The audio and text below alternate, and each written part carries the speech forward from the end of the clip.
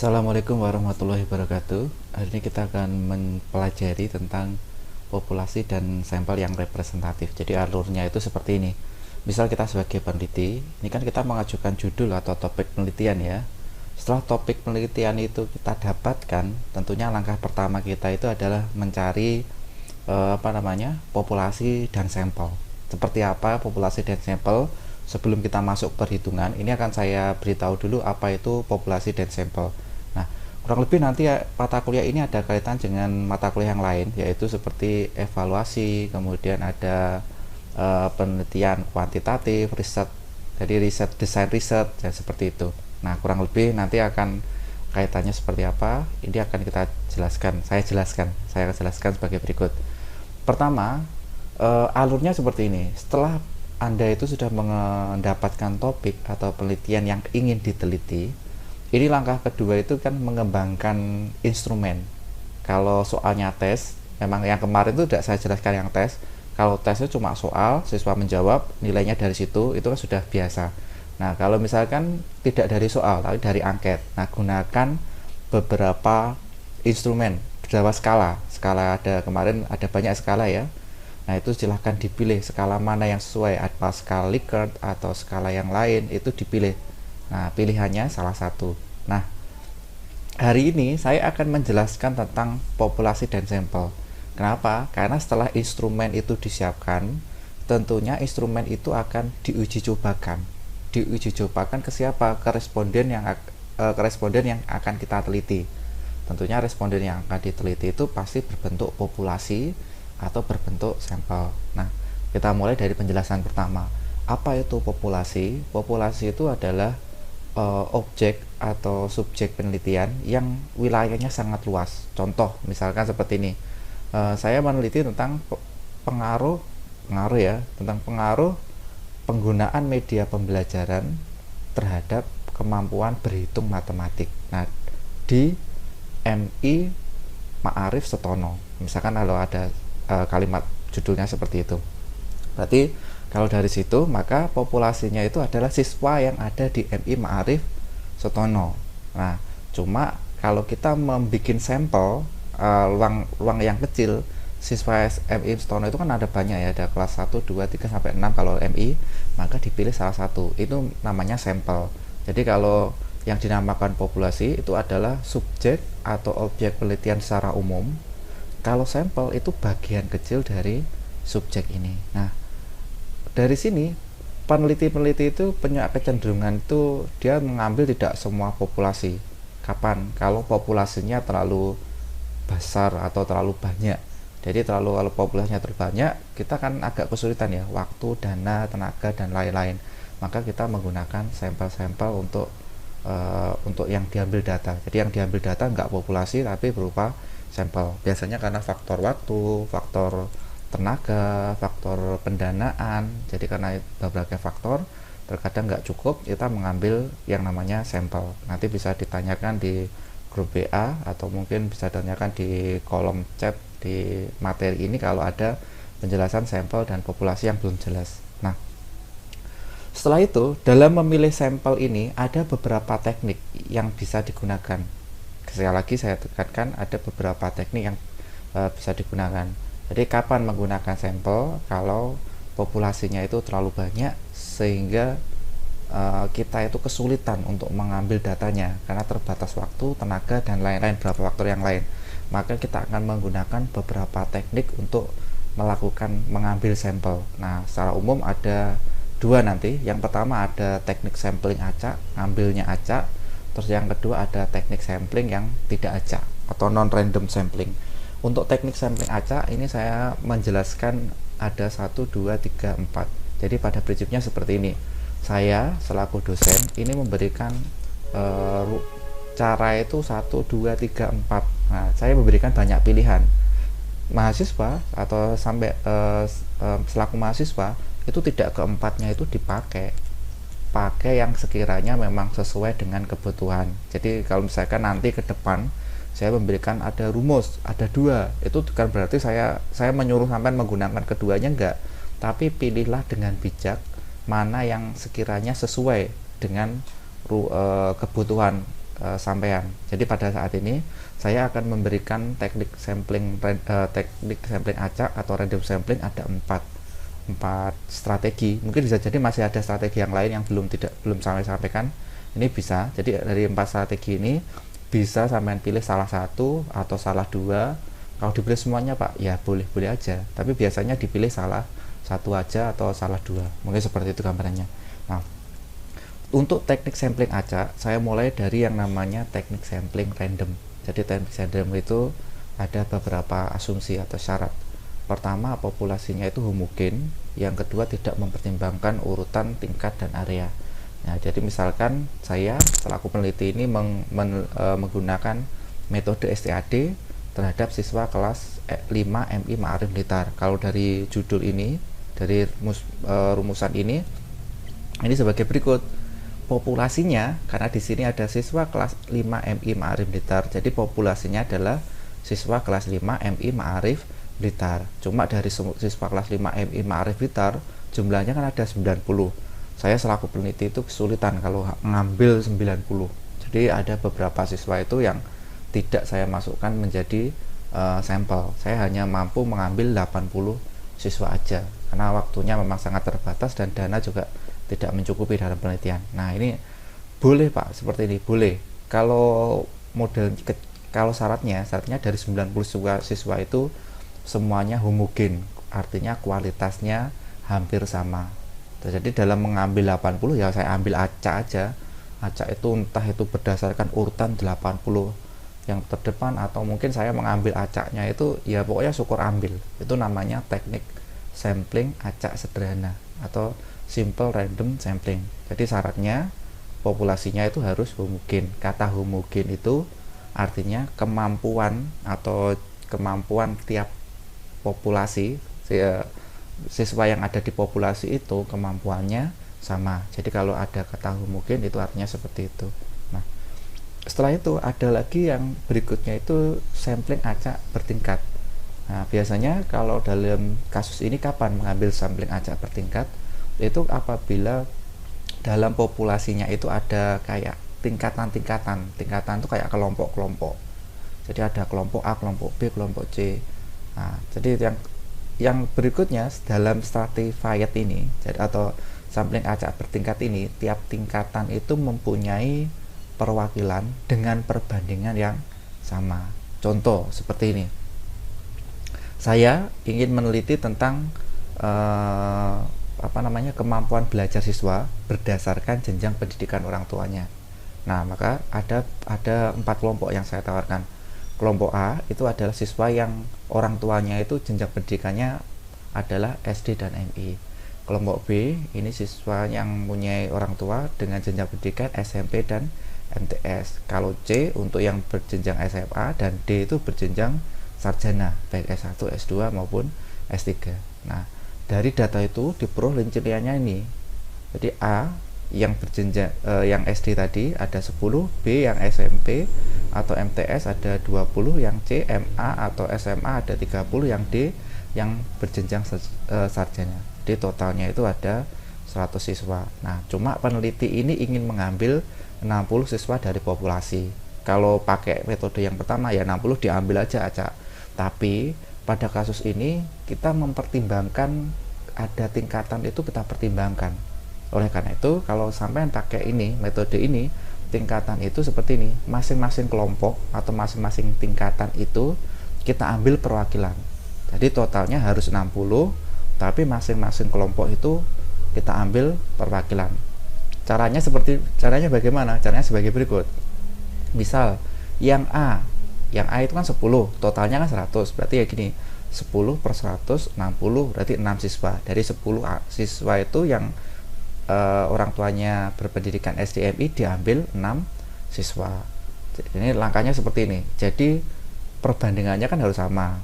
Jadi totalnya, bawahnya itu total, atasnya itu yang ini jumlah populasi yang seharusnya.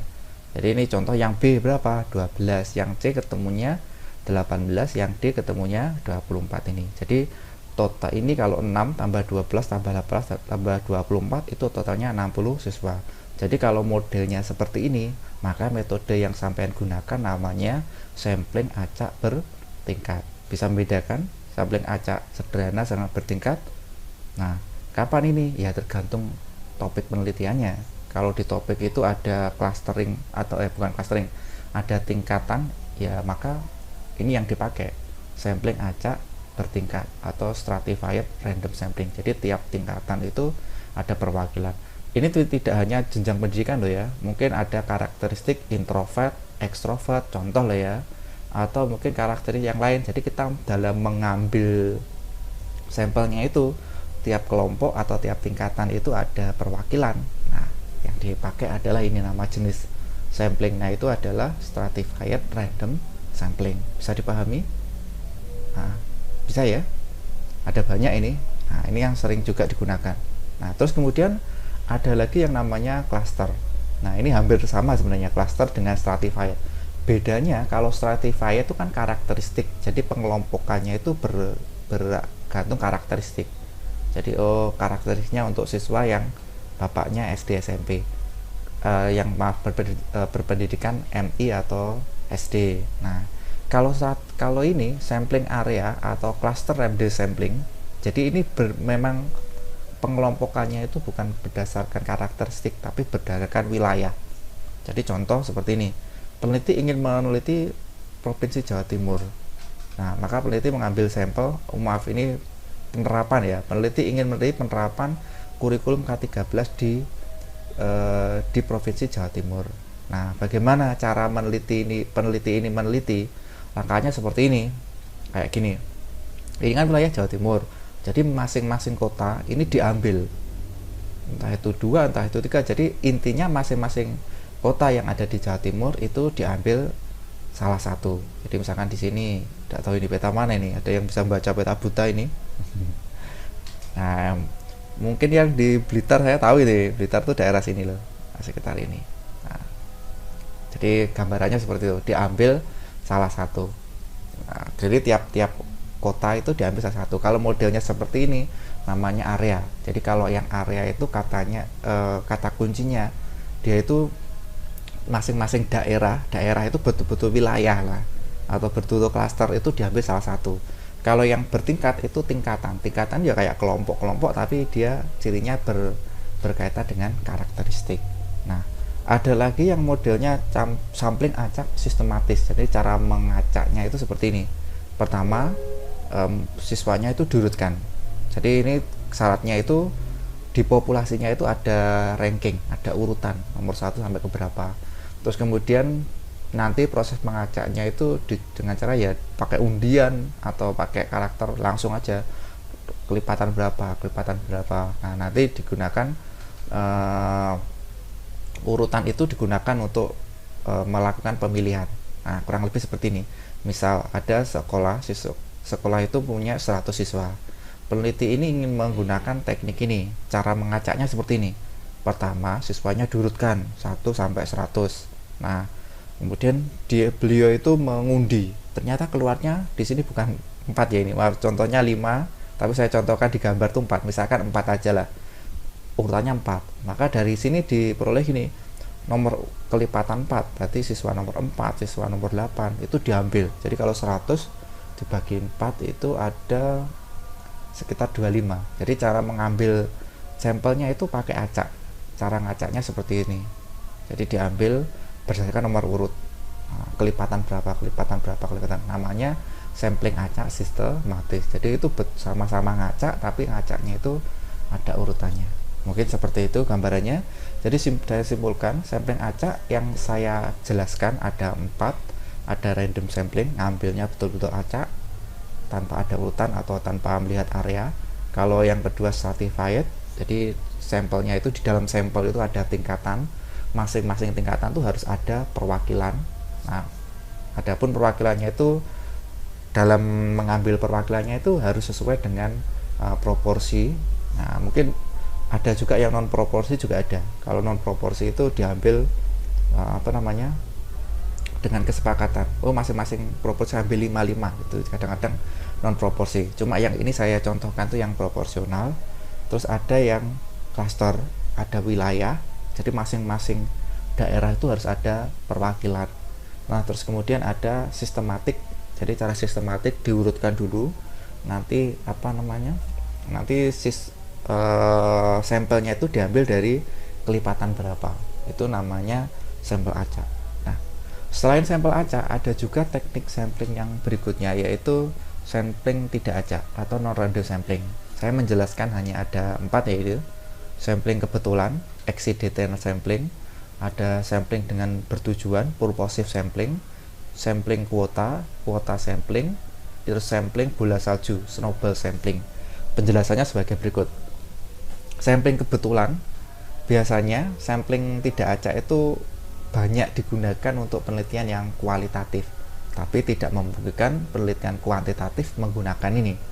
Contoh sebagai ini, ada yang pertama ini sampling kebetulan, accidental sampling. Prinsipnya itu seperti orang yang orang jalan-jalan ketemu orang, ditanya, diambil datanya. Nah, kalau belum cukup, ketemu orang lagi, dia jalan lagi, ketemu orang lagi, dicatat. Jadi prinsipnya itu dia mencari informasi itu ya sambil ketemu, ditanya, oh masih kurang, tanya lagi, masih kurang, tanya lagi. Jadi dia harus sering berjalan untuk menemui respondennya. Jadi sampai kira-kira datanya itu jenuh itu artinya ya sudah tidak dibutuhkan lagi, artinya semua orang itu sudah kayaknya kok sudah sama, datanya sudah cukup, ya udah itu aja. Itu namanya sampling kebetulan atau accidental sampling. Ini yang cocok itu biasanya peneliti yang kualitatif. Ini kemudian dia ambil topiknya pasar lah, dia bertemu orang pasar,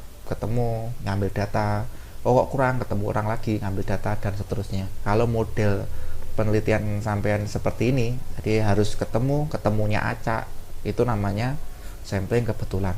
Metode samplingnya namanya sampling kebetulan. Perlu diingat, penelitian itu baru dihentikan apabila datanya sudah dirasa cukup, sudah tidak ada penambahan informasi lagi. Bisa dipahami dari sini. Selain itu ada yang namanya purposive sampling. Kalau ini samplingnya itu tidak semua populasi itu diambil semuanya, hanya orang-orang tertentu aja yang mempunyai karakteristik. Contoh, nah ini misalkan siswanya ini ada kemampuan komunikasi ya. Jadi misalkan saya meneliti seseorang itu misalkan kemampuan berpikir. Jadi kemampuan berpikir itu otomatis yang bersangkutan itu kan harus menjelaskan bagaimana proses berpikirnya. Nah, kalau modelnya seperti itu, nama samplingnya itu adalah purposive sampling. Jadi saya membutuhkan orang tersebut itu harus mampu komunikasi, karena kalau orangnya nggak mampu komunikasi, ditanya kemampuan berpikir, dia kan akan kesulitan. Nah, makanya kalau seperti itu bentuknya, yang dipakai itu adalah sampling bertujuan atau purposive sampling. Jadi kurang lebih seperti itu purposive sampling. Atau mungkin anak berkebutuhan khusus, itu tidak semua anak kan ditanya bagaimana kamu kebutuhan khusus, enggak. Tapi kalau purposive, ya saya meneliti hanya anak-anak tertentu yang sesuai dengan tujuan penelitian. Itu kalau model sampling seperti itu namanya purposive sampling. Nah, berikutnya nanti ada lagi yang namanya kuota sampling. Kuota sampling itu secara garis besar seperti ini. Jadi masing-masing sampel itu ada kuotanya. Contoh, saya meneliti 5 orang. Nah, meneliti yang beranggotakan 5 orang. Nah, masing-masing orang itu saya target harus 6 sekolah, karena berkaitan dengan K13 6 sekolah. Jadi saya nanti akan ketemu 5 kali 6 30 sekolah. Nah, kalau kuota itu dia tidak memperhatikan jumlah populasi. Jadi hanya dibatasi penelitian ini hanya untuk masing-masing jumlahnya sekian. Nah, kalau modelnya seperti itu namanya kuota. Nah, jadi kalau kuota itu kita tidak melihat populasi umum, tapi kita membatasi. Oh, penelitian ini misalkan kayak gini gambarannya ya. Ini yang diteliti banyak, tapi karena kuota saya hanya meneliti yang 4 ini saja. Nah, itu namanya kuota sampling. Tentunya dalam menentukan kenapa hanya 4 ini ada alasan-alasan yang masuk akal. Kalau modelnya seperti itu namanya kuota sampling. Jadi saya dari sekian banyak itu tidak saya ambil sekian banyak, saya hanya meneliti 4. Kalau ini saya hanya mampu meneliti 30 karena keterbatasan anggota kelompok. Anggotanya cuma 5. Kalau lebih dari 6 tidak memungkinkan. Nah, itu contohnya seperti itu.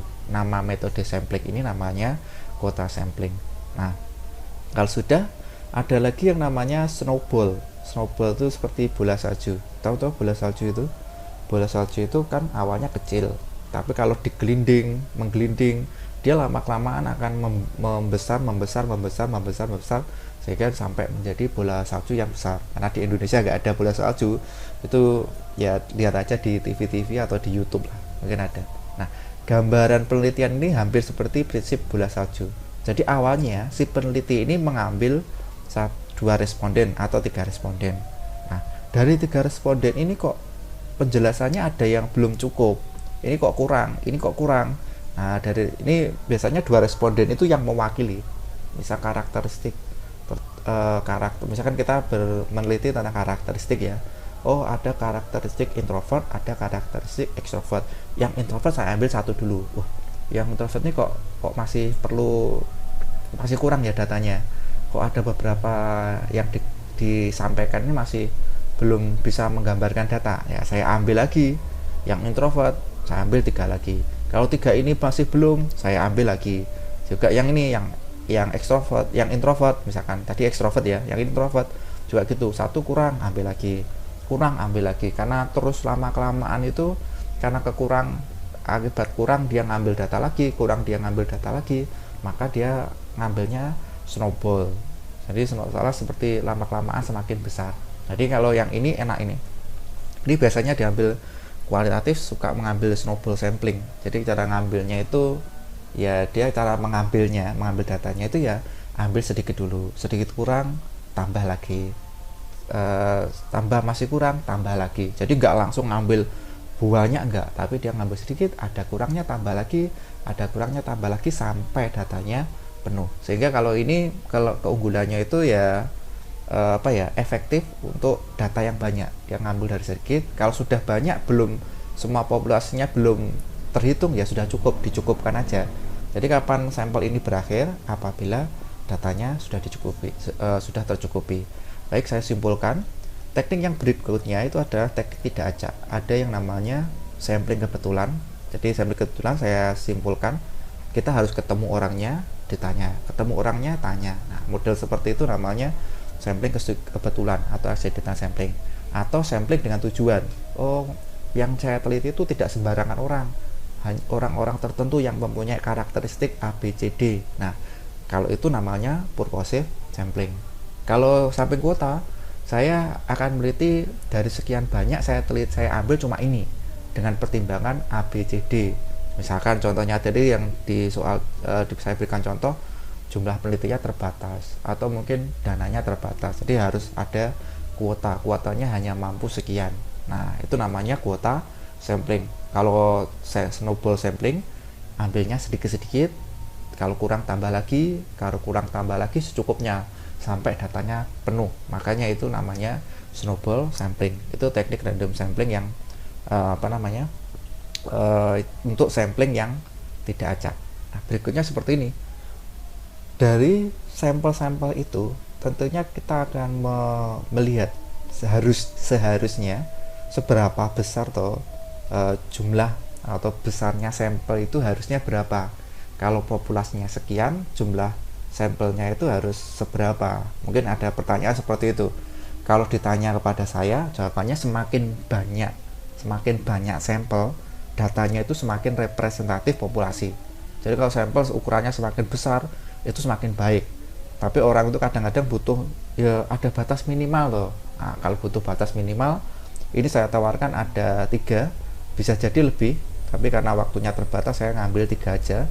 Yang pertama itu ada pendekatan rata-rata populasi, ada dua ini. Kalau pendekatan rata-rata populasi itu sebagai berikut. Populasinya itu syaratnya harus normal. Yang kedua, simpangan bakunya itu harus diketahui. Kalau ini keduanya nggak ada, maka tidak bisa menggunakan ini. Rumusnya bisa di sini. Contoh perhitungannya ini bisa dilihat di modul. Contohnya seperti ini. Jadi kalau mau melihat, ini saya berikan contoh ini. Misalkan nih, peneliti ini menyelesaikan waktu melihat untuk menaksir rata-rata mahasiswa itu menyelesaikan studinya berapa tahun. Terus kemudian dari data populasi data yang sebelumnya. Jadi rata-rata simpangan baku mahasiswa itu pada saat sebelum diteliti itu simpangan bakunya 0,25. Pak, simpangan baku apa? Akan saya jelaskan di pertemuan yang selanjutnya. Terus kemudian batas kekeliruan estimasinya itu 0,05 tahun. Ini juga saya jelaskan nanti. Nah, terus peneliti ini mempunyai taraf signifikansi atau alfa itu 0,01. Alfa akan saya jelaskan nanti. Sehingga berapa harusnya? Nah, makanya ini pertama masukkan rumusnya. Yang diketahui harus dimasukkan, deltanya 0,25. Kita masukkan Z-nya itu, Z-nya tadi kan alfanya diperoleh kan 0,01. Di atas sudah saya beri keterangan kalau alfanya 0,1, Z-nya 2,58. Jadi kita masukkan aja 2,58 dibagi 0,05. Ini dioperasikan ketemunya ini. Nah, kalau siswa kan nggak mungkin 0,441 dibulatkan ke atas. Jadi ukuran sampel yang diberikan 167 siswa. Artinya kalau ngambil data ya minimal dalam sampel itu ya lebih dari 167 siswa atau 167 mahasiswa. Itu contohnya kalau menggunakan ini. Nah, selain itu selain ini ada lagi juga menggunakan proporsi. Kalau proporsi itu prinsipnya itu ada pembandingan. Jadi diketahui ada dua kelompok satu itu proporsinya berapa, kelompok dua proporsinya berapa. Nah, kira-kira harusnya penelitiannya itu besarnya seberapa. Nah, ini ada beberapa jumlah populasi itu harus diketahui, kemudian jumlah sampelnya itu harus diketahui. Nah, mungkin penjelasan rumusnya sebagai berikut.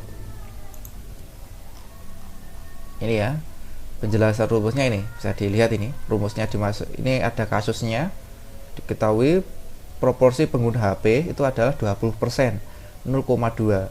Berarti yang tidak menggunakan kan 0,8. Kekeluaran estimasinya ini, keberartiannya ini. Nah, sehingga setelah dihitung ternyata kalau mau meneliti penggunaan HP ya kurang lebih sekitar harusnya 246 siswa. Itu idealnya seperti ini.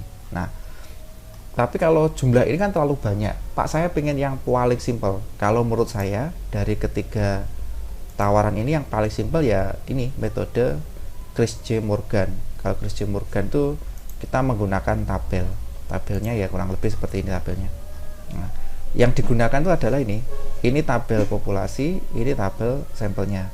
Misal saya meneliti siswa di MI Ma'arif Singosaren, jumlah siswanya ada 40. Berarti setidaknya saya ambil siswa MI Ma'arif Singosaren kelas 5.